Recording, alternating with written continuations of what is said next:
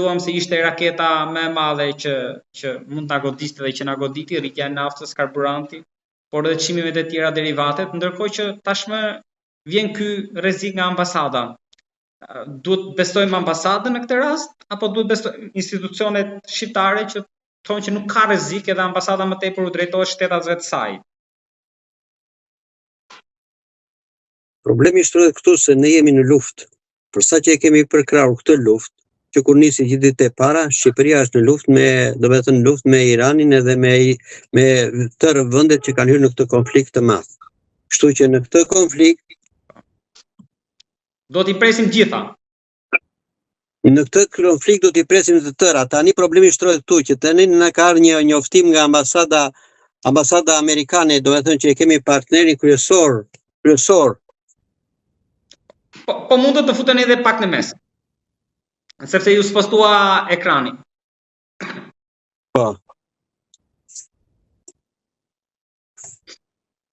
Ne Shtetet e Bashkuara i kemi partnerin kryesor dhe pavarësisht se ambasada amerikane këtu në Tiranë bën njoftimin për shtetasit e saj, ajo të rreq vëmendjen dhe për qeverinë dhe shtetin ton. Kështu që në këtë drejtim ajo i përcakton dhe objektet kryesore ku mund të godasin grupe terroriste ose ku mund të vinë raketat që varet ku i lëshojnë dhe ku i kanë të instaluar ata tani për tani.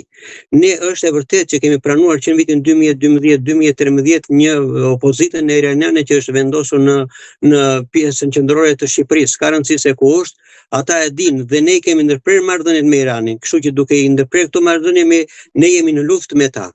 Kështu që ne i presim këto goditje, kurse ambasada amerikane tha një sinjal shumë të dobishëm e shumë të nevojshëm që duhet keni nga grumbullimet, nga lokalet, nga pikat më nevralgjike, më strategjike që ka vendi, duhet bëjmë shumë kujdes. Në këtë drejtim duhet që dhe ministra, dhe qeveria, dhe Këshilli i Sigurimit duhet të mblidhet urgjentisht dhe të njoftojnë të marrin masa urgjente, se sot fjala vjen në Tiranë të tëra kafeneti ishin mbushur plot, sheshi Skënderbej ishte plot, tëra ministritë ishin plot, pa një reagim. Vërtet që ne jemi të siguruar, duket në aparencën e jashtme, që ne na mbron NATO, na bën, po dhe NATO ka problemet e saj.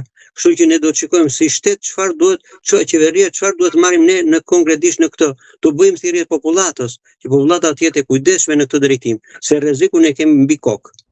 Po tani prap do i rikthehem asaj në fillim që qeveria thotë që nuk kemi rrezik, ndërkohë që ambasada thotë kemi. Ne ku duhet i besojmë, sepse a kanë përpara se sa të bëjnë njoftim publik nga një ambasadë, ta janë dhe partner tani, ne jemi partner me Shtetet e Bashkuara. Besoj që kanalet zyrtare të komunikimit i ka vajtur sinjali edhe qeverisë, edhe institucioneve të tjera të sigurisë, agjencive rizbatuese, për një rrezik të mundshëm, se besoj që ambasada e hodhi njoftimin në mënyrë të barabartë, si për një qytetar thjesht, si për qeverinë, për rrezikun që kanoset.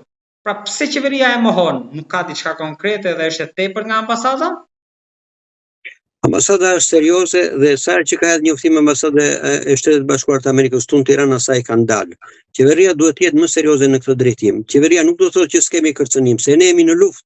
Përsa që ti ne ke shpallur, përsa që ti ne ke prish marrëdhëniet, përsa që ti ke shpallur organizata terroriste në këto, ata detyrimisht që ti je në luftë në këtë problem.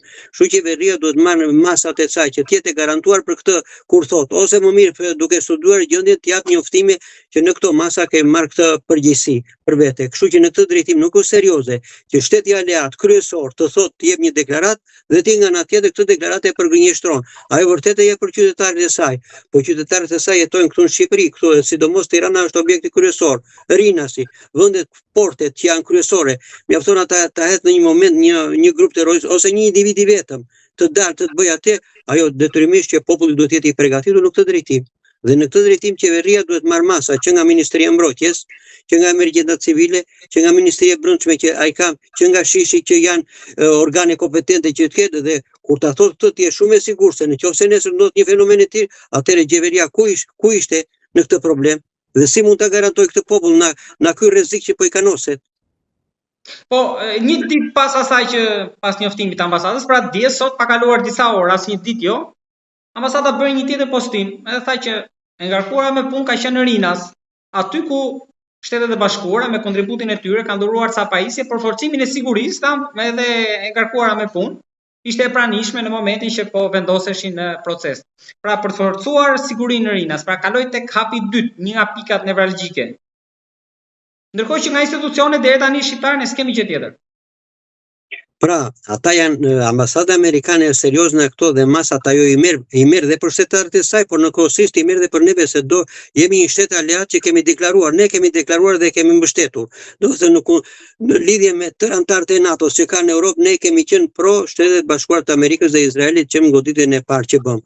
Kështu që ata masat e tyre ndoshta ambasadën e kanë të siguruar dhe qytetarët i kanë të kontrolluar, por problemi shtrohet për qytetarët e Republikës së Shqipërisë, që ai kemi të kontrolluar shteti shqiptari ka kontrolluar thirrjet. Nuk bëhet një thirrje në televizor, nuk do të themi që çdo gjë na e siguron NATO. Ne duhet ta sigurojmë vetë radhë të parë. Veten tonë e mbrojmë vetë, pastaj NATO është një aleat që do veprojë mbron ato që janë përcaktuara, por jo në çdo gjë të themi NATO dhe qeveria mos marrë asnjë përgjegjësi. Atë për çfarë marrin përgjegjësi? Nafta po rritet, ushqimet po rriten. Lëvizja është bërë e vështirë në Shqipërinë tëra këto, për çfarë marrin përgjegjësi kjo qeveri? Kur në këtë drejtim nuk marrin për asnjë gjë. E kemi të garantuar, si e ke të garantuar hapësirën ajrore?